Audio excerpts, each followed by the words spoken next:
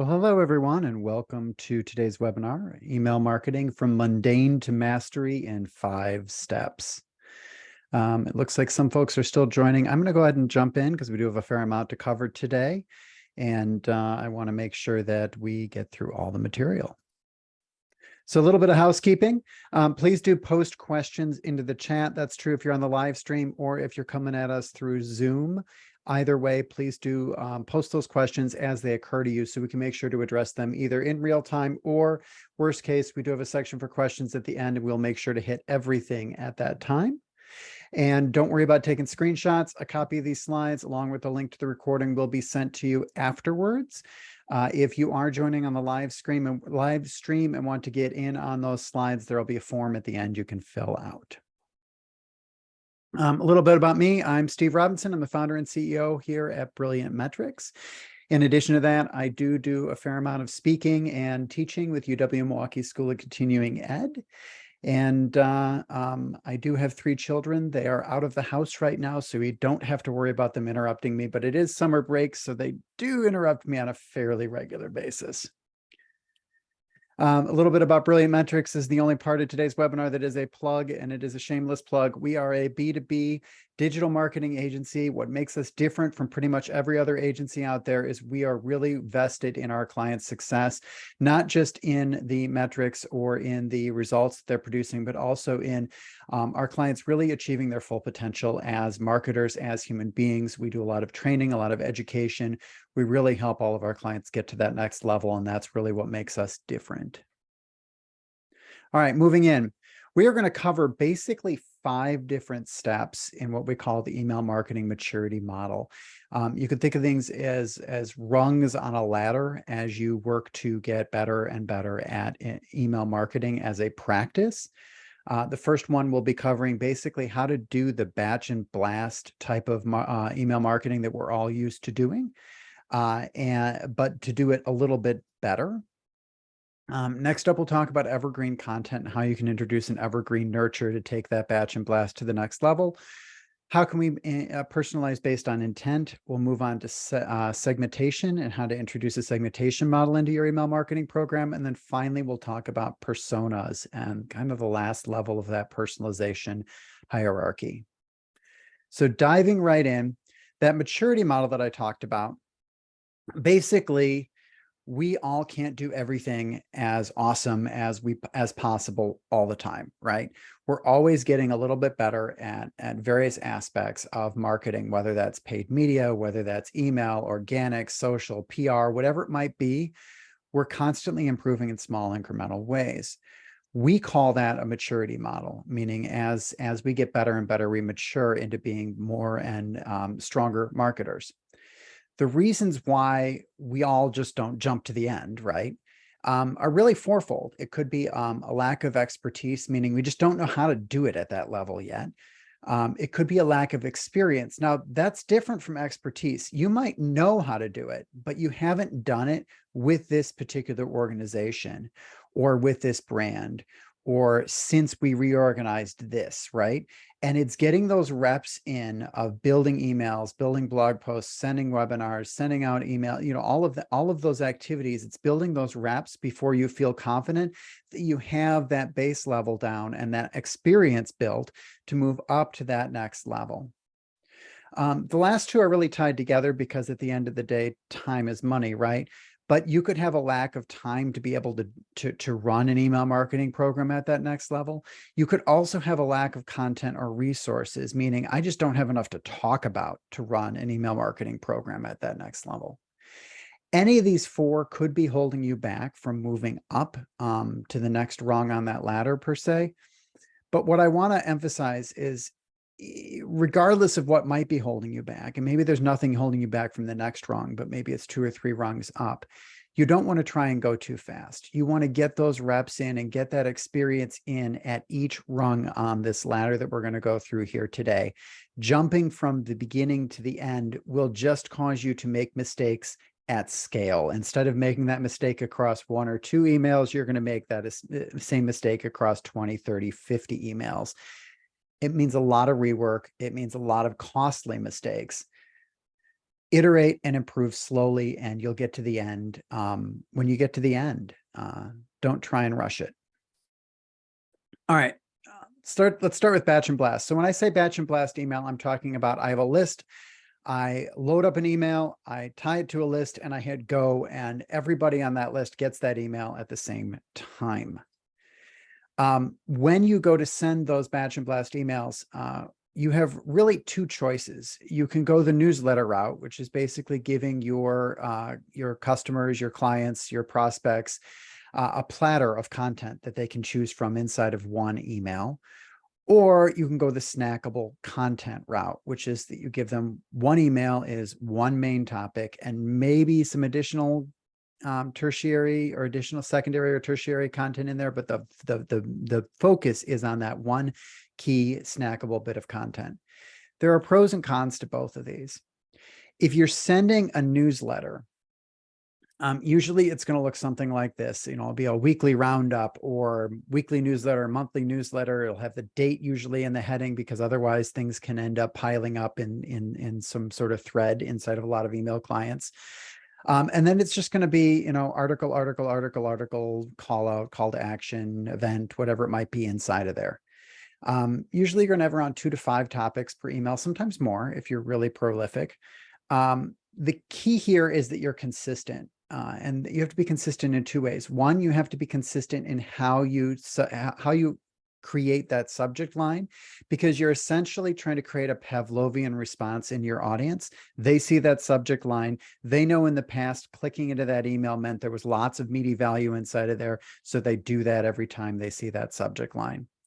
But 2, you have to be consistent in that value that you bring, because the minute somebody gets that subject line of that newsletter, that roundup, whatever it is in their inbox, and they click it and they don't get value from it, they're not going to click it next time. And then they're not going to click it the time after that. And then they're only going to click it to go find this unsubscribe link, because that subject line, while it's consistent in saying that's your newsletter, it isn't telling the person what's behind that click. The alternative, and where we guide a lot of clients, is into snackable content.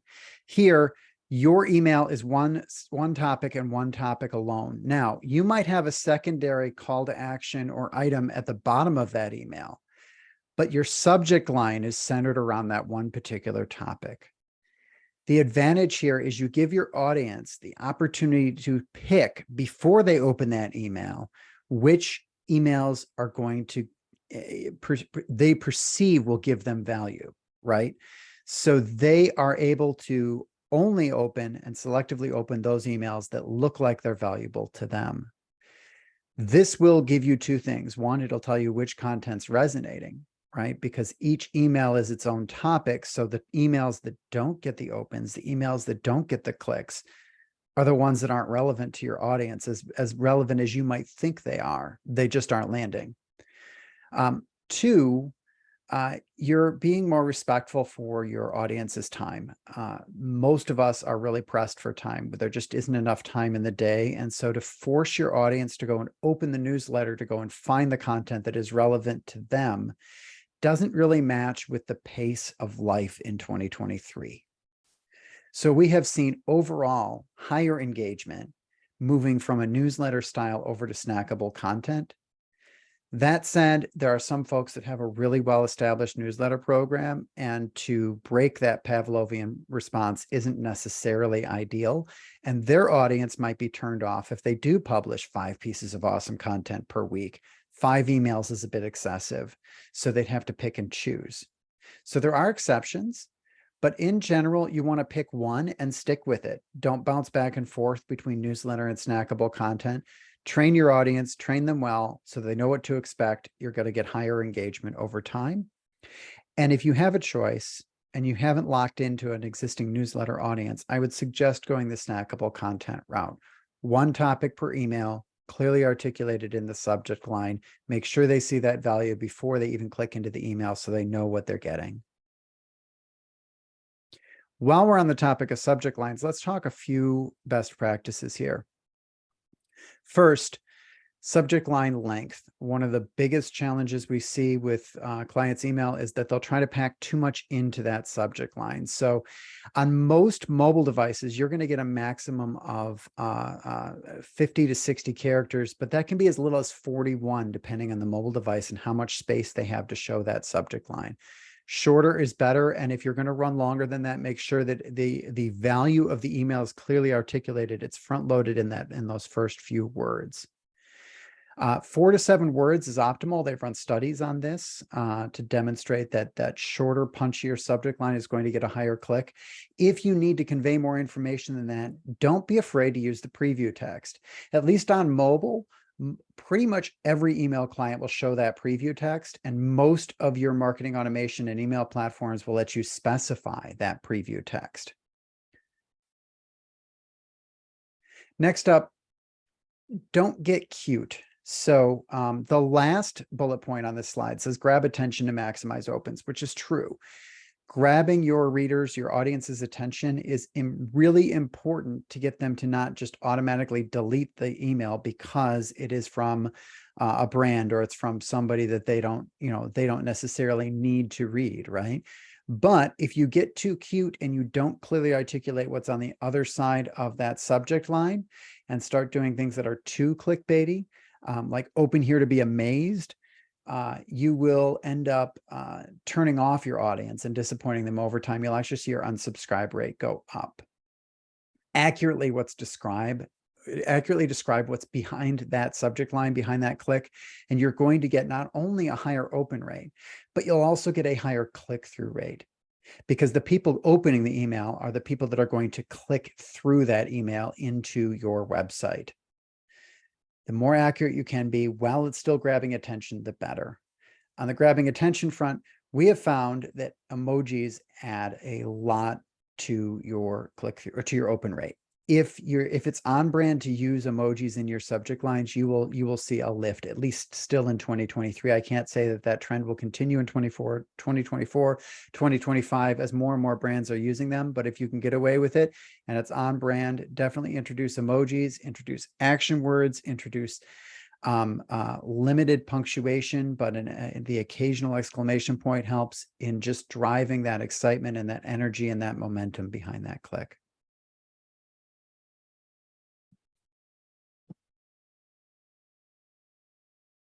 When we move into the body copy, your subject line really dictates your open rate.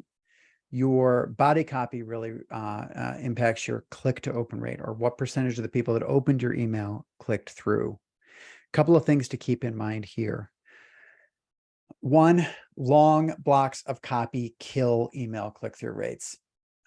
Your audience is largely lazy. You're largely lazy. Think about the last time that you actually dug in and read a big, long block of copy in an email.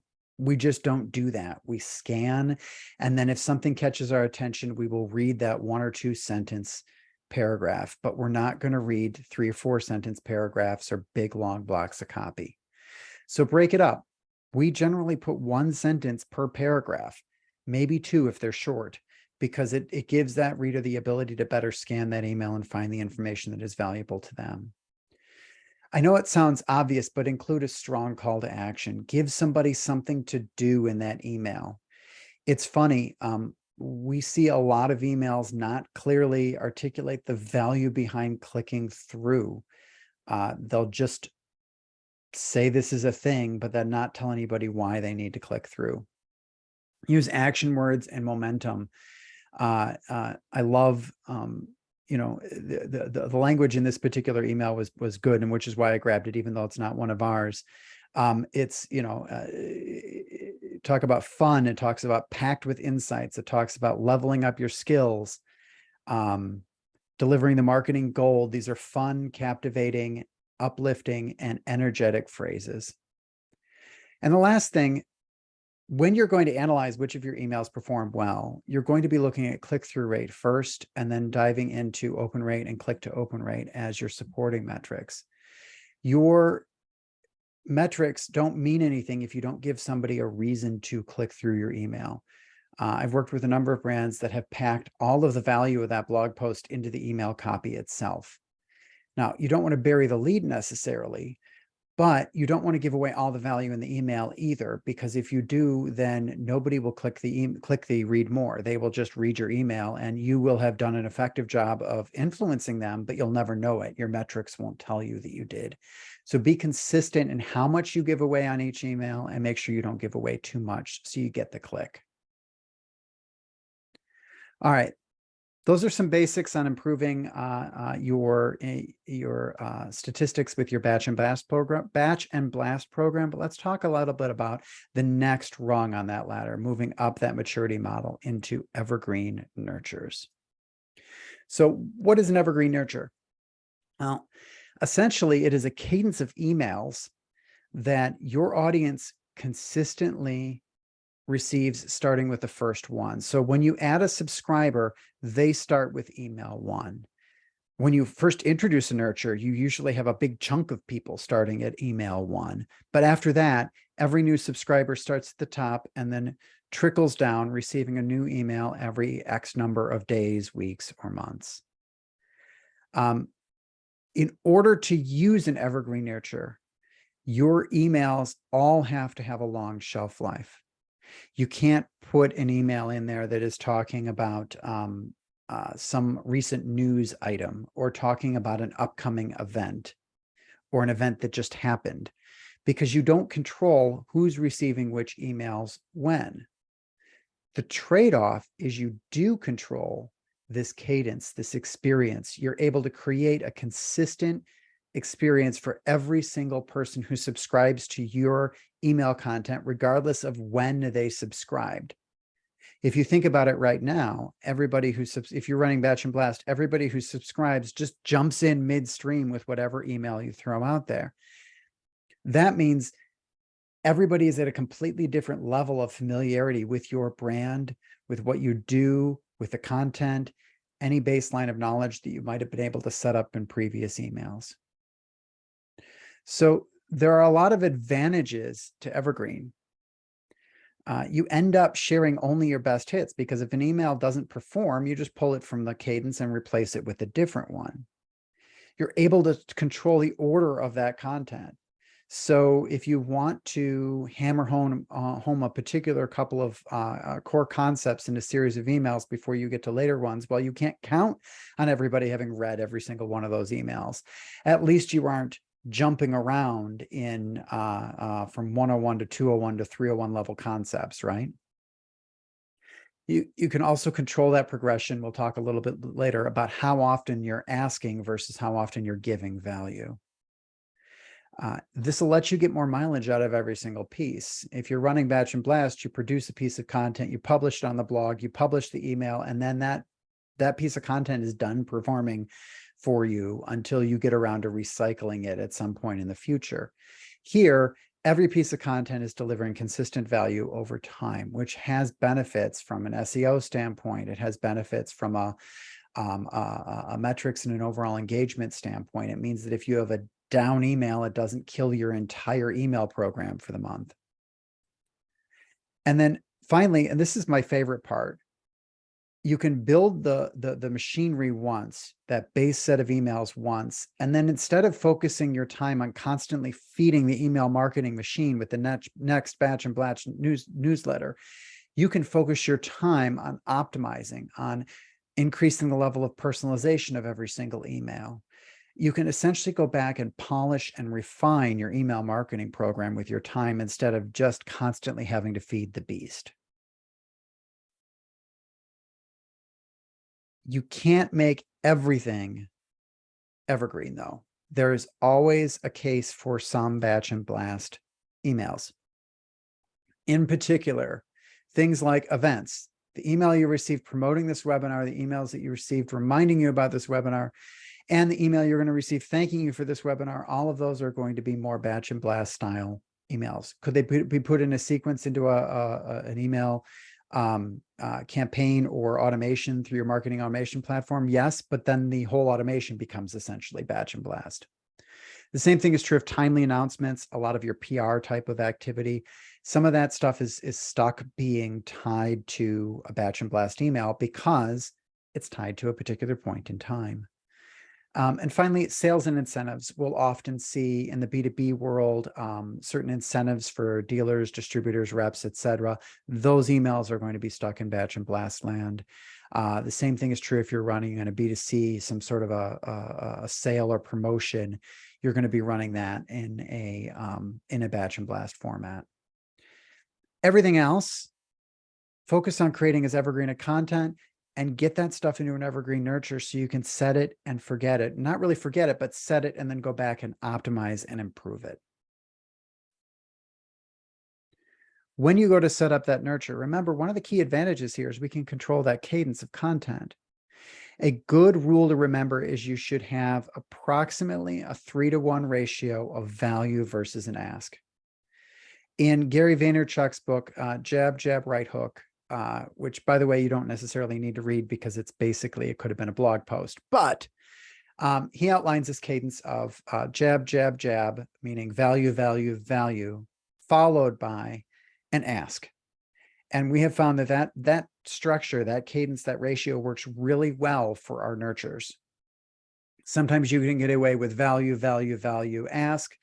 Sometimes you can get away with value, value, ask, but you always have to make sure that your value outweighs the ask on a really regular basis. And you'd be surprised when you put the ask into a dedicated email with a subject line that blatantly says, this is us selling something, what your open rate and what your engagement rate can be on those particular emails. It's much higher than you imagine, especially if you've built trust through consistent value-added emails where you're just giving away valuable information, insights. It could be incentives or things that make your audience's world better inherently without them having to take you up on an offer. Finally, a lot of people don't realize, but you know, you're getting out of feeding the machine, right? So how do you do that? Well, none of us remember the emails we received 18 months ago. Probably don't remember the emails we received 6, 8, 10, 12 months ago, right? So you can very easily have your audience restart their cadence at the end of the last email. The only thing you have to remember is if I've got 12 months worth of email, I need to update all of my subject lines a minimum of every 12 months. Otherwise, your audience who has a threaded email program like a Gmail will see the resend of that email appear as a reply to the first email unless they've deleted the first email.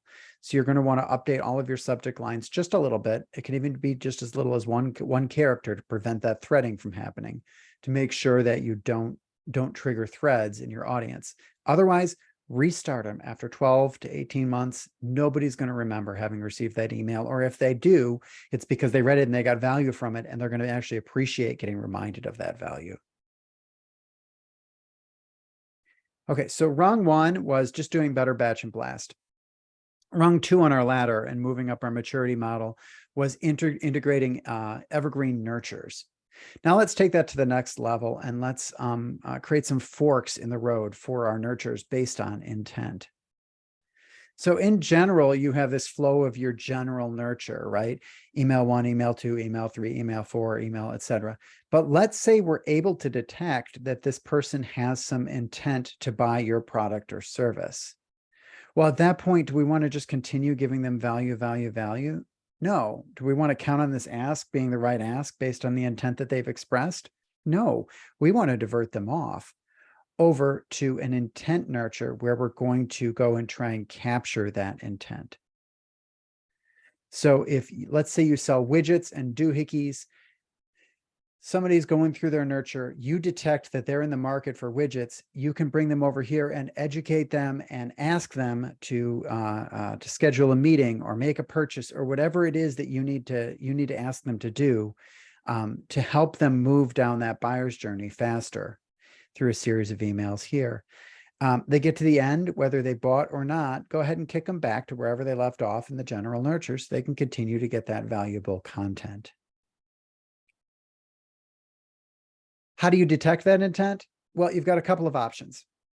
If you have a lead scoring program, that's a fine way to detect intent, but it is rather one-dimensional. You know they have intent because their score went up, but you might not necessarily know what they have intent to buy.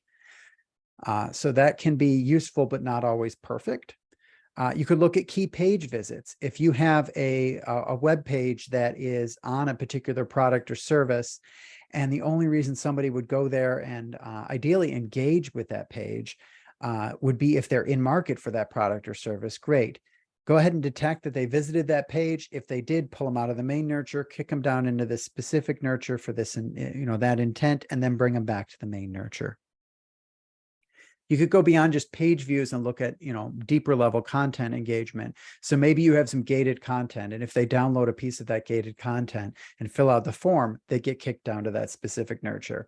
Or maybe if you can detect that they watched a longer video all the way to the end, that kicks them down to that specific nurture. You've got a lot of different ways that you can figure out how to detect that intent. And finally, I guess I lied at the beginning. This is somewhat of a little bit of a plug. We do have a piece of proprietary technology we call Segment Wire that does a really great job of helping aggregate those intent signals across paid media as well as organic traffic. I kind of implied earlier with my widget versus doohickey example that when you go to implement this, a lot of brands don't have one particular flavor of intent. They could detect intent along a particular product or service offering in the case of the widgets versus doohickeys, right? So we could find out that this person's in market for widgets versus the next person is in market for doohickeys. But you can also create different paths for people to detect product or detect problems or opportunities. Because if you think about it, there's a reason you came into market for a given product or service. That reason is generally you identified a problem that product or service can help you with, or you identified an opportunity that product or service can help you with. And if you haven't taken the time to map out your buyer's journey and map out those different problems or opportunities that occur when somebody is moving beyond that awareness or C state in their buyer's journey, it's worth the exercise. And oftentimes those can end up being the nurtures that you build out for your intent. So this is going to vary depending on your product, service, et cetera. It's going to vary depending on how you've mapped out that buyer's journey. But figure out what those paths are that you can really double down and help accelerate your audience through their buyer's journey to that next level to become a customer or client. Okay, so level 1, better batch and blast. Level 2, moving to evergreen nurtures. Level 3, adding intent nurtures to your evergreen nurtures. Level 4 is to start to segment your audience into logical groups. So if you're B2B, which most of the folks on the call are, usually you have some sort of market segmentation. So at one point we worked with a brand that sold materials for floor installation, and the materials that they sold for people that installed laminate floors was very different from those that were installing tile. Both of them were in their market, but very different market segments, and all of their content was different depending on which of those two segments they marketed to. So in some cases, it doesn't make sense to create one evergreen nurture for your audience because they need different content. The content just isn't applicable. In some instances, it's the same content, but how you present it that is different. So excuse me for literally reading off this slide, but let's say I'm producing some content and it starts out, when thinking about investing in new equipment, in which case I'm speaking to the organization that would be investing in that equipment, right? Versus maybe I'm talking to the channel when discussing new equipment with your customer. So here I may be talking to a dealer, a distributor, a rep, a vendor, a retailer, right? And then finally, maybe I'm talking to a third party entirely who might be specifying that. It could be a consultant, an engineer, an architect, something along those lines. When specifying new equipment, you need to think about blah, blah, blah, blah, blah. Same content, but very different context. And often you'll find that there's additional pieces of content that you would want to convey to your channel about how maybe they can sell better or make more money than you would to your end user, where you might talk about where to buy your equipment. that isn't necessarily applicable to your channel. And so you find that creating different nurtures for different market segments serves both the situation where not all the content is applicable, but also the content that does overlap, you're going to want to say it in different ways. As you go to send this content, it's going to be very important that you have an audience that is segmented in your database. There are two ways you can do that. I guess there's three ways. We'll often set up automations inside of marketing automation to go and pick out particular keywords and company names, or pick up other third-party industry signals and other things like that to get folks into the right segments. But in addition to that, you could have somebody manually go through your subscribers and get them in the right market segments. You don't get 1 million subscribers every month. It is not beyond reason to pay an intern or to pay somebody on your team to go through and make it their job that once a week they go and grab the unsegmented email subscribers and get them in the right segment. If you are lucky enough to be doing this at a scale that even that's not possible, you can ask them to choose their own adventure. So much like those books that you used to get where if you're going to go into the mind, turn to page 103, ask them to pick which market segment is most relevant to them. I suggest you make this literally buttons on the email so they don't have to click in and then fill out a survey or a form or something like that. It's not hard to program a marketing automation system to go and detect which landing page they visited off of that email to go put them in the right segment. And then just put this in your general nurture. So you're going to have one nurture that isn't market segment specific, and then you'll have another nurture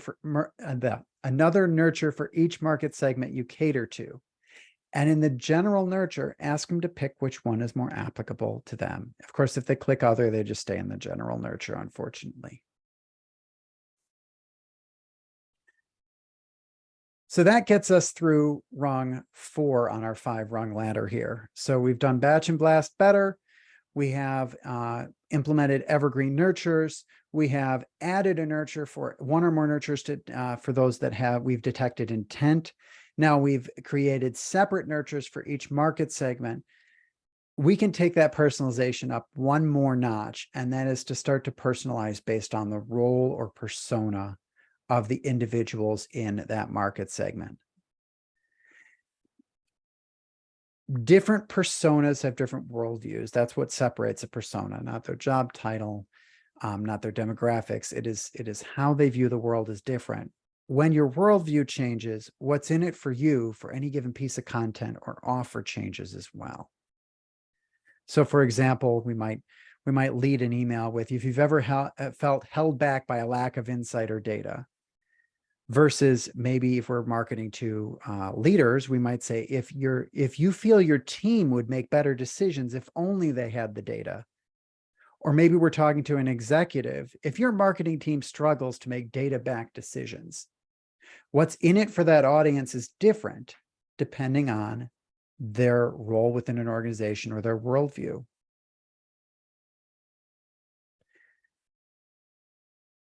When you get to this level, you've already created separate nurtures for each one of your market segments. Then those are going to be targeting different lists that are going to be automatically built within your marketing automation platform. When we want to personalize along another level, our best bet is to dig into a tool that is available in most email marketing platforms, and that is dynamic content. This is where I can say, depending on a particular field in the database, you're going to get a different block of copy.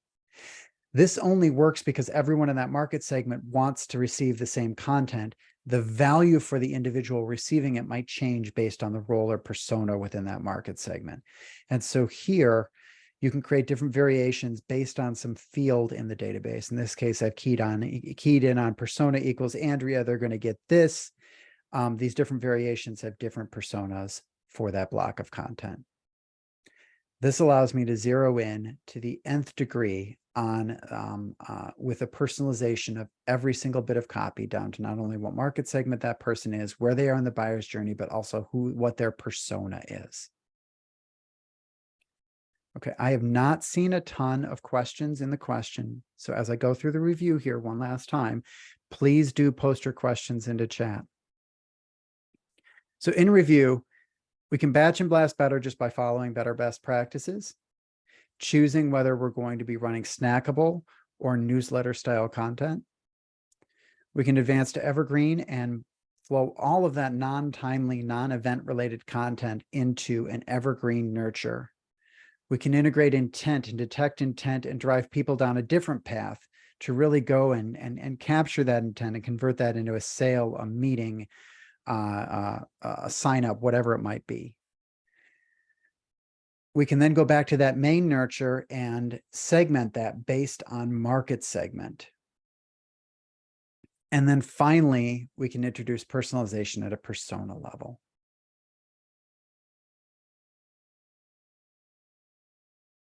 With that, I'm going to open this up. If you scan the QR code on the left, you can follow us on LinkedIn. If you scan the QR code on the right, this is really only applicable to those folks on the live stream or watching this recording after the fact on YouTube. You can request a copy of these slides and access to a link back to this recording. Questions? Looks like I have Elizabeth asking, she says, I understand the power of segmentation, but I have limited resources. What is the right balance between personalizing segments and email production resources? And this is a really delicate balance, because if you produce content and produce emails that are for everybody, they end up being for nobody, right? So my suggestion is, and I think this is where we guide most of our clients, is if possible, narrow in on a couple of segments, the ones that move the needle the most for your organization, and focus on producing content and producing email that speaks to them. That can become that first general nurture. Then as you go in and spin off more specific nurtures down to individual market segments, you can be more specific off of that one general, but that general still needs to speak to your primary, your best market segments. Don't try to speak to everyone. As you go and spin off the more specific nurtures, you can pull things back and make that general nurture even more generic. But if you try to make it all of your email marketing too generic out of the gate because you're planning to build the more specific stuff later, a lot of brands get stuck, and it takes a lot longer to get to those more specific market segment nurtures than you think. And B, you'll underperform, even though you're trying to speak to everyone. You'll end up speaking to nobody, and that content won't resonate. So find your highest value market segments, your highest value personas, and nail their content needs. Your list will just end up being enriched to focus more on those people over time, as the people that are less relevant do unsubscribe. But your email program will actually move the needle for your organization.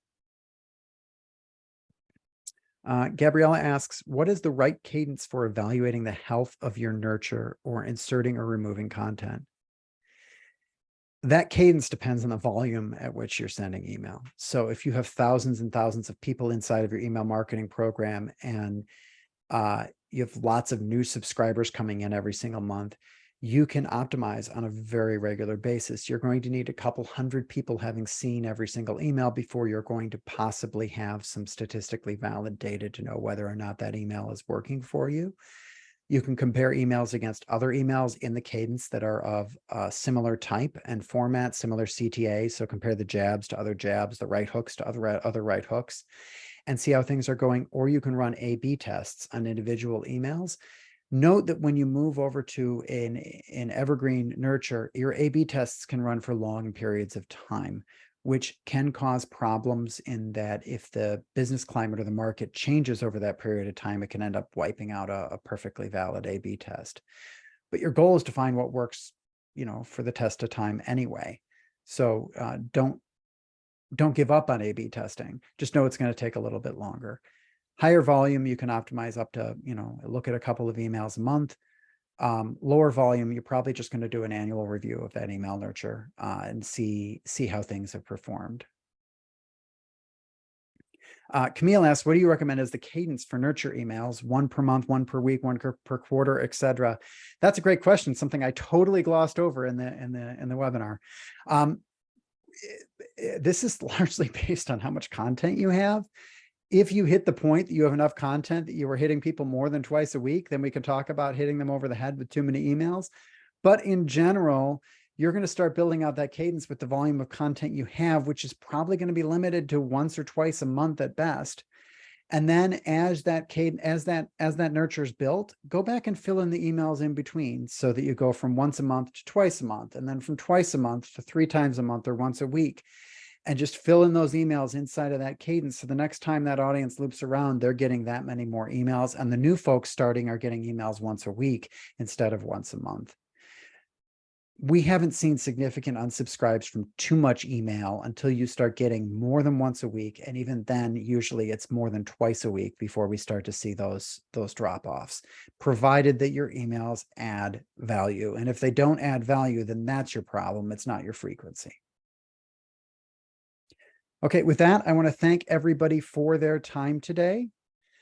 As always, if you have any particular questions or needs along the lines of email marketing, feel free to reach out to Chris Remington on our team, or me personally. You're welcome to connect with me on LinkedIn. Please do follow us on LinkedIn. That's what the QR code is on there. And I look forward to seeing all of you at our next webinar.